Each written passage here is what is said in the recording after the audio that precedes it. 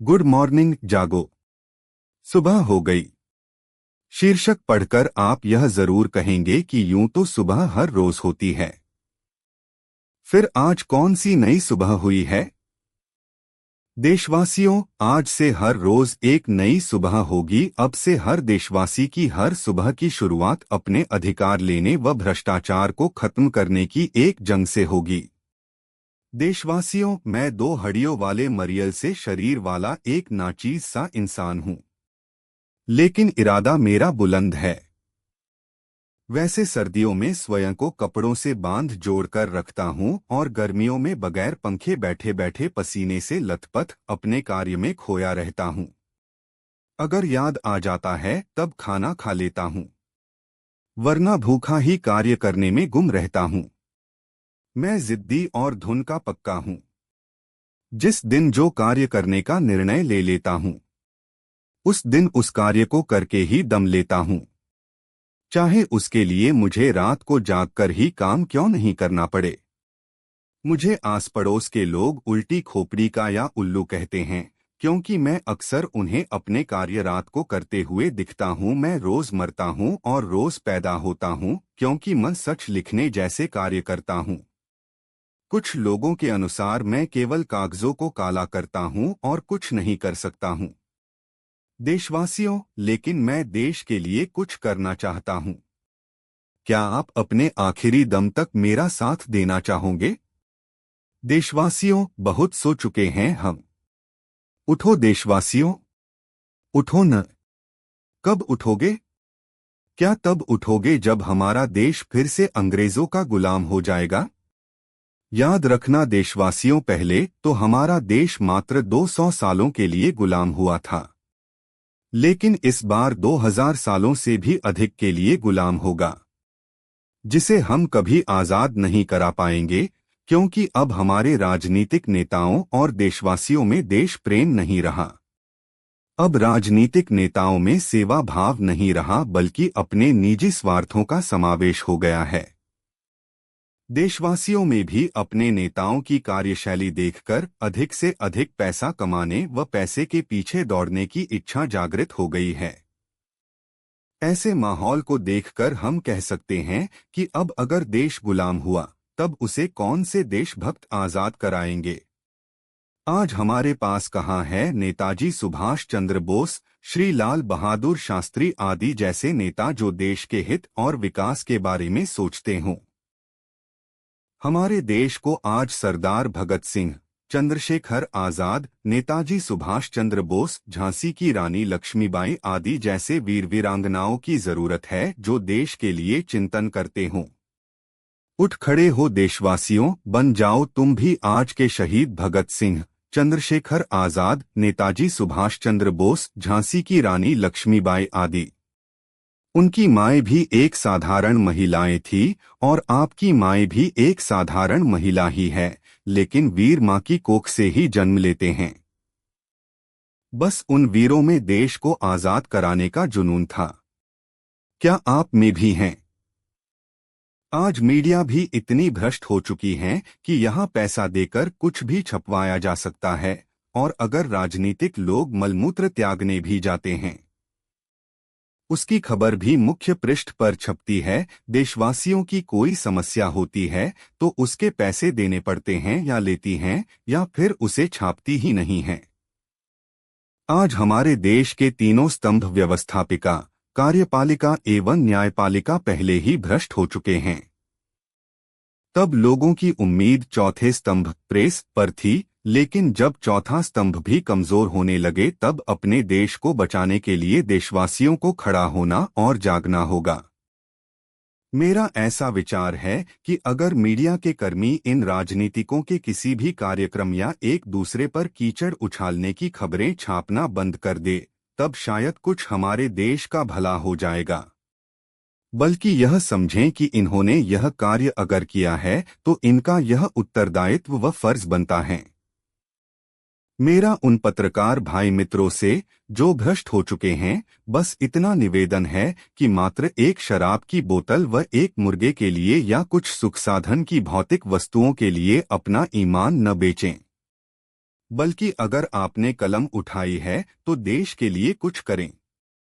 अगर हमें लिखने से ईमानदारी में इतना पैसा नहीं मिलता है कि खाना भी खा न सके, तो मेरा ऐसा विचार है, मत उठाइए कलम लिखने के लिए।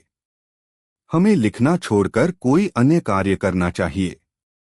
मेरे भाई मित्रों, नशा मैं भी करता हूँ, लेकिन मैं संगीत का नशा करता हूँ, और अगर याद रह जाए तो खाने में शाकाहारी भोजन खाता हूँ। मगर चाय कई बार ठंडी और गर्म पी जाता हूँ। क्या हमारे देश का यह दुर्भाग्य नहीं है कि यहाँ गरीबों के लिए अलग कानून है और राजनीतिक लोगों के लिए अलग कानून है?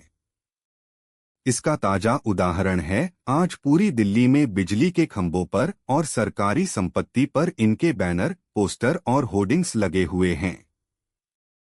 इनका कोई कुछ नहीं बिगाड़ सकता है। उठो देशवासियों, एकजुट हो जाओ। अपना सब कुछ न्यौछावर करने को तैयार हो जाओ। यह समय हमारा है। यह देश व समाज हमारा है। छीन लो उन राजनीतिकों से उनके राजपाट, उनकी धन दौलत और शोहरत जो हमारे देश को खोखला करने पर उतारू हैं।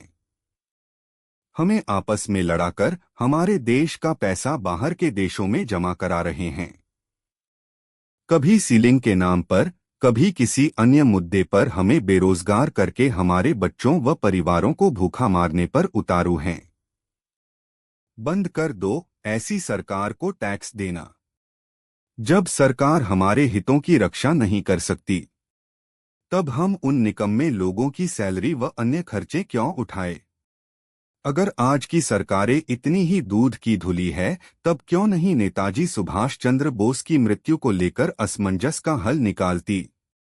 नेताजी की मृत्यु पर बैठाए जांच आयोगों की रिपोर्टें सार्वजनिक क्यों नहीं करती है और जांच आयोगों द्वारा मांग किए दस्तावेजों को क्यों नहीं उपलब्ध कराती हैं? यह एक सोची समझी राज करने की रणनीति है। इसके चलते यह देशवासियों को आपस में ही लड़ाकर राज करना चाहते हैं। आज के राजनीतिक कभी हिंदू मुस्लिम, कभी हिंदू सिख और कभी हिंदू ईसाई में झगड़ा करवा के अपना स्वार्थ सिद्ध करके राज कर रहे हैं। हम तब भी चुप बैठे हैं, आखिर क्यों?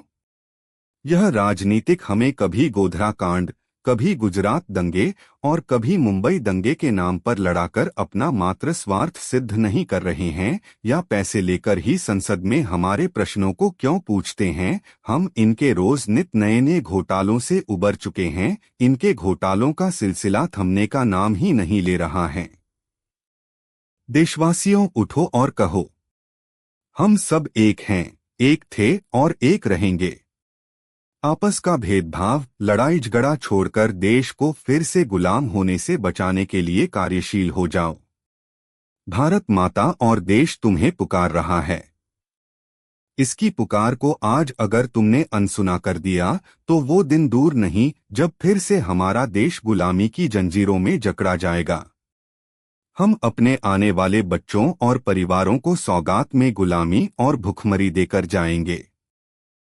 देशवासियों, मेरे आदर्श नेता नेताजी सुभाष चंद्र बोस का नारा था कि तुम मुझे खून दो, मैं तुम्हें आजादी दूंगा। उनके प्रयासों से हमें आजादी मिली। लेकिन आज के बदलते माहौल को देखकर लगता है कि हम आजाद कहाँ हैं, क्योंकि आज भी हमारे देश में अंग्रेजों के जमाने के अनेकों कानून हैं, और हमारी अपनी स्वयं की राष्ट्रभाषा की क्या दुर्दशा है, यह किसी से छुपा नहीं है। मैं रमेश कुमार जैन उर्फ निर्भीक नेताजी के आदर्शों व सिद्धांतों से प्रेरित होकर एक नारा दे रहा हूं कि तुम मेरा साथ दो, मैं तुम्हें समृद्ध भारत दूंगा, जो सुख सुविधा से संपन्न खुशहाल होगा, जिसमें एक समान नागरिकों को अधिकार होगा और सबके लिए एक कानून मान्य होगा। देशवासियों, मुझे मालूम है जब जब किसी ने देश के विकास व हित के लिए आवाज उठाई है, हमारी गंदी राजनीति व राजनीतिक लोगों या असामाजिक तत्वों ने उसका जीना हराम कर दिया है या उसकी आवाज को हमेशा के लिए बंद कर दिया है, और मैं जानता हूं कि आने वाले दिनों में मेरी आवाज को हमेशा के लिए बंद कराने की कोशिश की जाएगी। मेरा किसी भी प्रकार से एक्सीडेंट करवा दिया जाएगा या मुझे गोली मरवा दी जाएगी। मेरी अस्थियों का पता भी नहीं चलेगा कि कहाँ गई कहाँ न गई। जब मेरे आदर्श नेताजी सुभाष चंद्र बोस की मृत्यु पर रहस्य छाया हुआ है, तब मेरी मृत्यु का एक रहस्य और सही। लेकिन देशवासियों में इस लेख के माध्यम से कह देना और बता देना चाहता हूं कि जो जीते हैं शान से, वो मरते भी हैं शान से। यह मात्र मेरा एक लेख नहीं बल्कि अपने हाथों से बनाया डेथ सर्टिफिकेट है, और इस डेथ सर्टिफिकेट पर हस्ताक्षर भी मैं स्वयं ही कर रहा हूं। जय हिंद।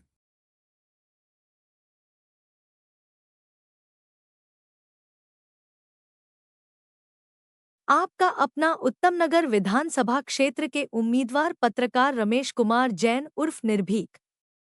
चुनाव चिन्ह कैमरा। कैमरा। कैमरा। कैमरा।